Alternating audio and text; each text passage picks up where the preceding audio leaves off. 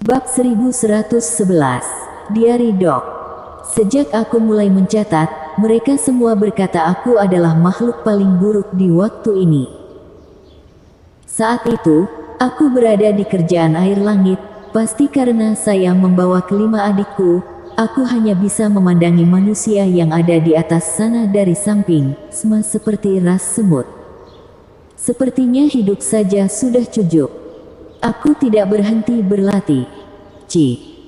Apa itu berlatih?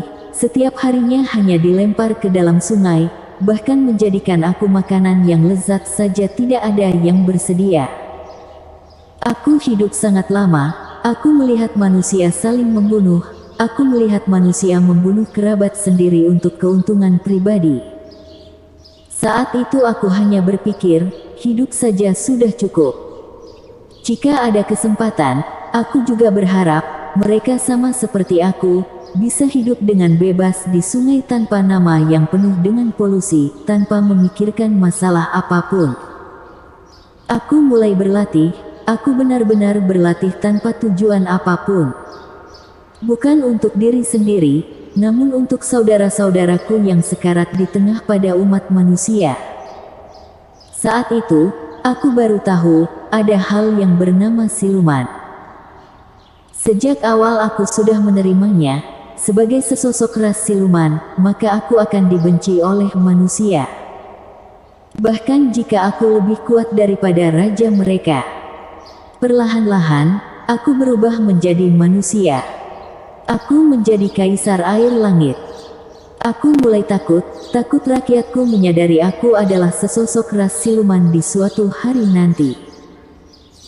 Ketika teringat tatapan jijik mereka, teringat saudaraku yang akan menjauhiku setelah mengetahui identitas ras siluman aku, atau mungkin justru menodongkan pisau ke arah aku.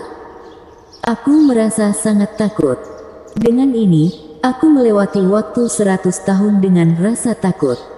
Kemudian, 1000 tahun berlalu. 10.000 tahun berlalu. Dan aku mendapatkan sebuah kesempatan. Ternyata dapat menduduk posisi kaisar air langit. Sebelum orang itu mati dia memberitahuku, dia berkata, aku adalah penyelamat dunia. Benar-benar konyol, seekor kata. Bagaimana bisa menjadi penyelamat dunia? Tetapi, ternyata aku benar-benar menjadi kaisar air langit. Aku tidak lebih hebat dari para penguasa-penguasa yang lain, namun ternyata aku bisa melewati bencana puluhan ribu tahun. Dan bisa bertahan hidup tanpa diketahui bagaimana caranya.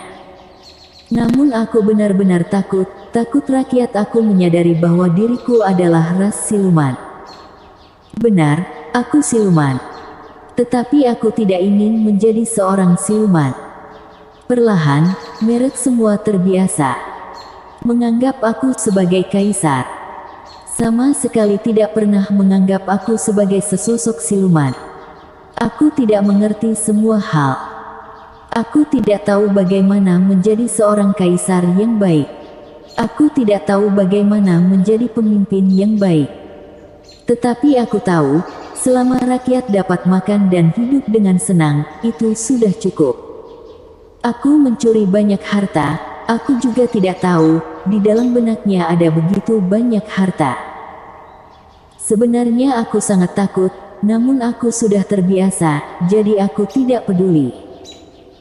Aku ingin melewati kehidupan aku ini tanpa melakukan apapun, namun ada orang yang mendorong aku, menyebut aku sebagai 3 besar kaisar.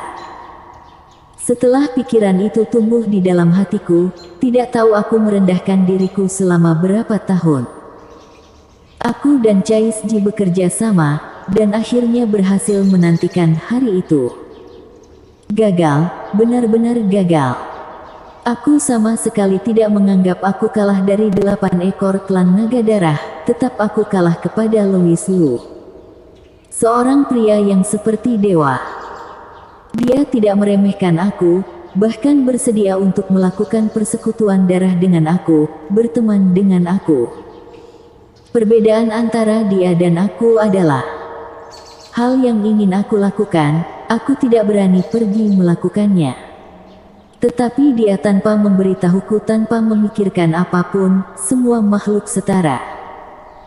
Ya Tuhan, bagaimana bisa ras siluman dan ras manusia bisa hidup dengan setara? Aku putuskan untuk mengikutinya, mencari apa itu semua makhluk setara.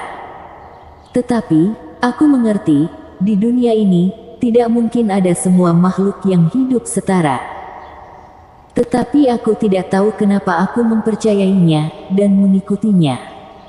Seolah-olah di tengah kegelapan, hatiku memberitahuku, benar-benar dapat berhasil. Ketika peperangan dimulai, aku sangat takut. Tetapi, ketika aku menghadapi orang-orang itu, aku tidak menyangka aku bisa benar-benar berani untuk yakin. Sama seperti Ratu Qin. Dia melakukan segala hal untuk kerajaan api suci. Aku dengan samar mengerti, sepertinya aku juga bisa melakukannya. Sudah jelas sejak aku mengetahui tentang Ratu Qin, aku terkejut dengan keagungannya, dan aku merasa aku tidak dapat melakukannya, namun tidak disangka ternyata aku bisa melakukannya. Jika di kehidupan ini aku ditakdirkan untuk hidup di dalam kegelapan, maka, Lois Lu adalah cahaya fajar. Sangat sulit dibayangkan, aku yang tidak seperti manusia, dan tidak seperti siluman ini ternyata bisa pergi melindungi Lois Lu. Selain itu, aku tidak hanya melindunginya, aku juga melindungi seluruh kerajaan. Aku dapat melihat mata mereka. Aku juga tahu, saat itu mereka sudah mengerti, sejak awal hingga akhir, aku adalah ras siluman. Tetapi, kenapa aku sepertinya tidak bisa menjadi kaisar? Aku tidak pernah mencintai dunia ini. Bahkan aku membenci dunia ini. Tetapi, saat itu, makhluk yang ada di belakangku adalah rakyatku. Aku sepertinya bisa melakukan sesuatu, namun sepertinya tidak bisa melakukan apapun. Tetapi, aku adalah kakak mereka. Jadi, saat itu aku tahu, meskipun tidak dapat melakukan apapun, aku juga harus berjuang. Bahkan, aku harus mengeluarkan bayaran yang menyakitkan, dan tetap tidak dapat merubah apapun, aku tetap harus bertaruh. Tidak peduli bagaimana cara rakyatku memandangku. Selama ada mereka di belakangku, maka aku tidak akan mundur. Hingga, aku mendengar suara Lois Lu. Dia mempertanyakan. Dia marah padaku. Meskipun aku tidak menyalahkan orang lain. Tetapi ketika melihat dia mencari keadilan untuk aku tetap merasa tersentuh. Saat itu, tiba-tiba aku percaya mengenai kehidupan yang setara dari mulut Lois Lu. Dia mengira, tidak ada yang hebat menjadi manusia. Menjadi siluman juga tidak rendah. Ras iblis tidak menakutkan baginya. Sedangkan dewa yang ada di atas sana, baginya juga tidak bisa memberikannya perintah. Saat itu, aku mengerti, ternyata makhluk hidup yang setara itu ada di hatinya. Aku tahu, buku aku itu mungkin tidak bisa diselesaikan. Tetapi, tidak masalah. Sekarang, selain aku sudah menemukan satu orang yang lebih cocok meneruskannya. Aku percaya, di bawah tulisannya, semua makhluk dapat hidup dengan setara. Selama bernyawa, maka dia berharga. Baginya, gelap terangnya dunia ini adalah hal yang sama-sama berarti. Pemandangan yang indah atau tidak, semuanya memiliki makna. Dia dapat menggunakan pandangan yang adil menikmati dunia ini. Menggunakan tulisan teradil menulis dunia ini. Manusia baik, siluman juga baik, iblis juga baik. Jadi, akhirnya aku bisa pergi dengan tenang. Tetapi, aku juga tidak rela. Dunia yang Kak Lois Lu deskripsikan, sudah lama aku nantikan, dan aku ingin melihatnya. Namun kenapa aku pergi begitu saja? Tidak, aku tidak mau. Meskipun bukan menjadi penulis buku, aku juga ingin menjadi saksi dunia itu. Biarkan aku melihatnya sendiri, dunia adil yang Kak Louis Lu katakan. Bagaimana kondisi dunia itu, manusia, siluman, dan iblis akan hidup seperti apa? Aku tidak rela. Mungkin karena aku terlalu menginginkannya. Ketika kesadaran aku tersisa sedikit, dengan samar aku mendengar sebuah suara. Sebuah suara yang sangat jauh. Saat itu, aku merasa tubuhku sangat ringan. Tetapi, aku tidak memikirkan apapun. Aku hanya berpikir, Kak Louis Lu, tunggu aku. Aku datang. Bersambung.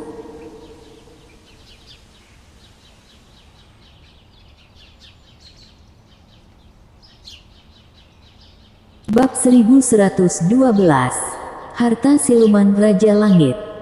Setelah bertarung dengan Naga King, nama besar Kaisar Dewa Louis sudah menyebar ke seluruh ras siluman. Jika saat itu semua ras siluman menganggap Louis Lu hanyalah manusia biasa yang mengambil keputusan bodoh, maka sekarang, nama Kaisar Dewa Louis ini sudah terukir di benak setiap ras siluman. Petarung alam spiritual sudah cukup membuat semua orang terkejut. Terlebih lagi, seorang manusia yang dapat melawan Raja Siluman Naga King.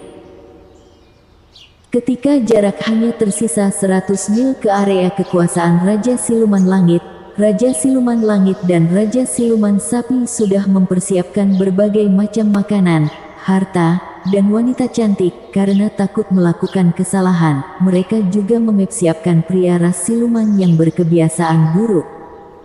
Bagaimana jika Kaisar Dewa Louis memiliki hobi yang berbeda?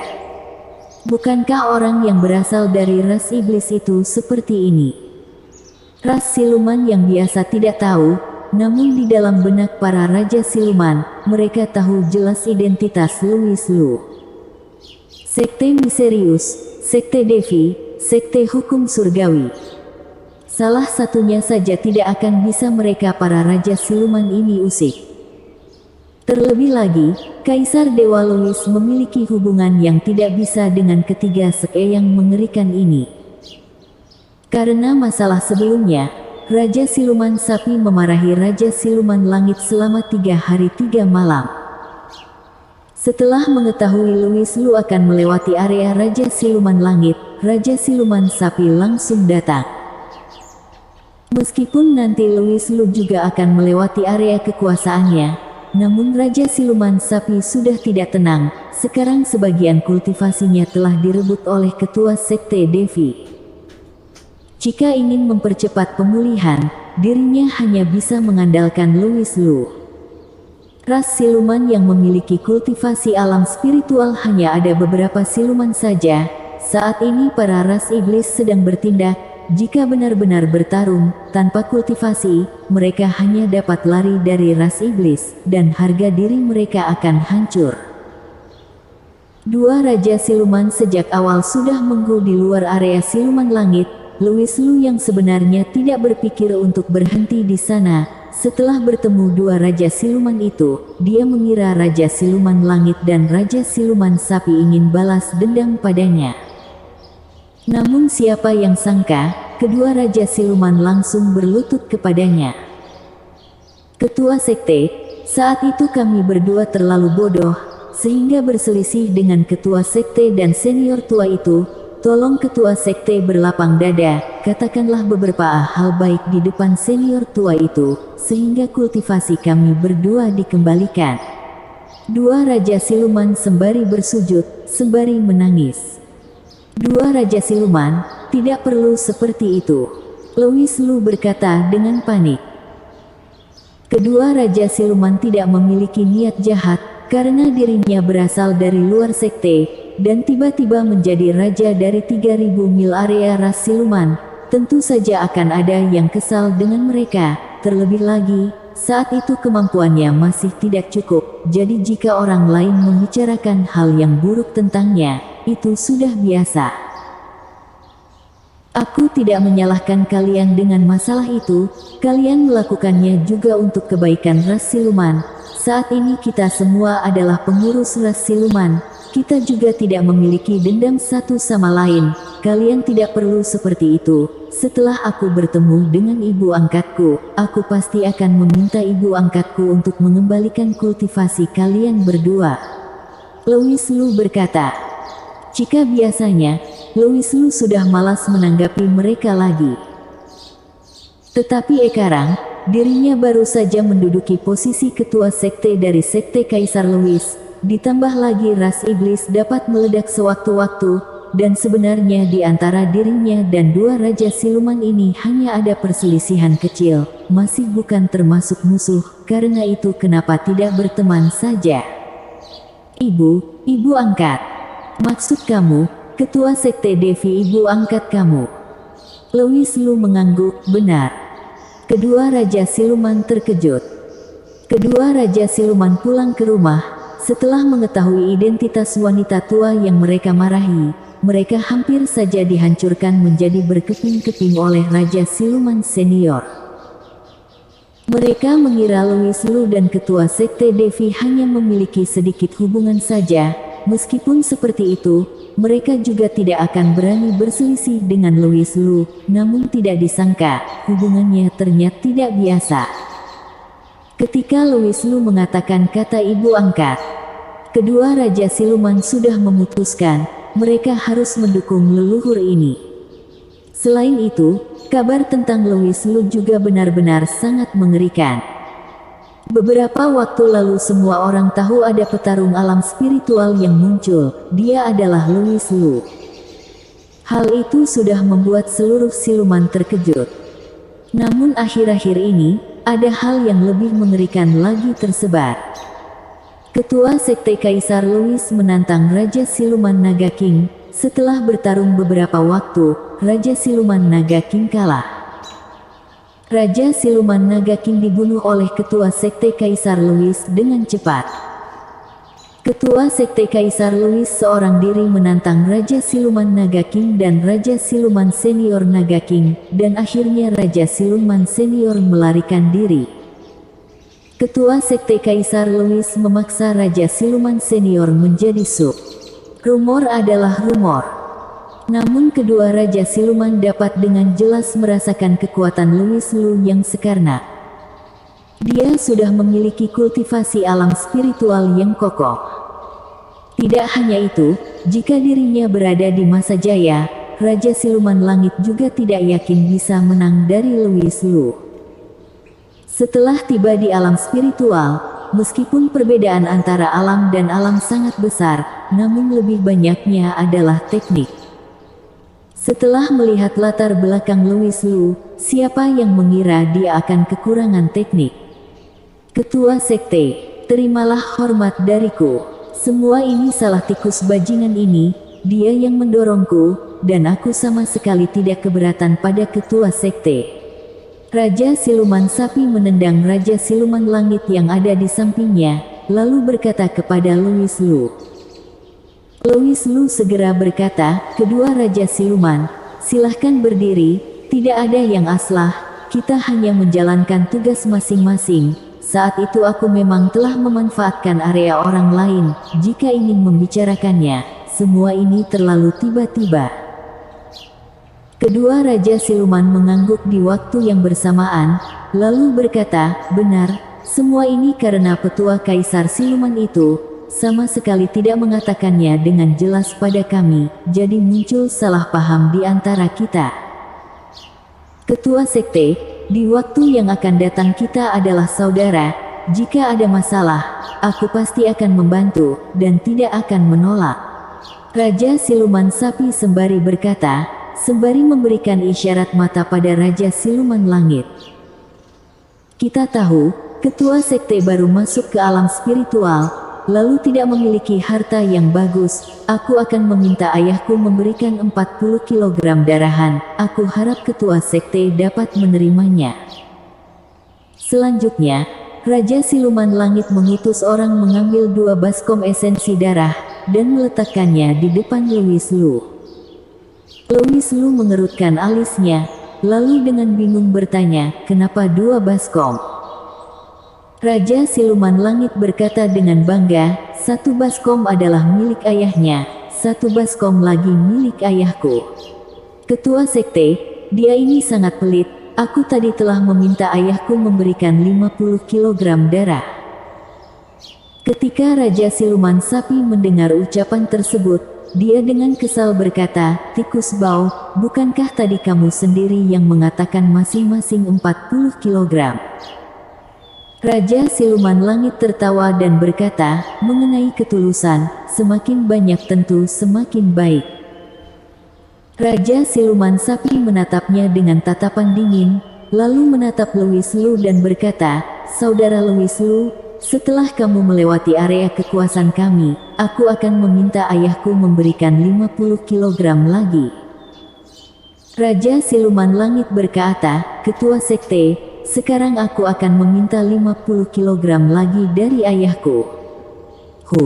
Saudara Louis Lu, bagaimana jika seperti ini saja? Setelah tiba di kota Siluman Sapi, aku akan mentraktir kamu minum, kamu dapat minum sebanyak yang kamu inginkan. Raja Siluman Sapi berkata dengan serius. Raja Siluman Langit dengan kesal berdiri, tidak peduli lagi, ketua sekte, sekarang kita pergi ke kota Siluman Langit dahulu, aku sudah lama kesal dengan ayahku, hari ini aku akan memenggalnya, dan membiarkan kamu meminum darahnya. Semua untuk membantumu. Bersambung.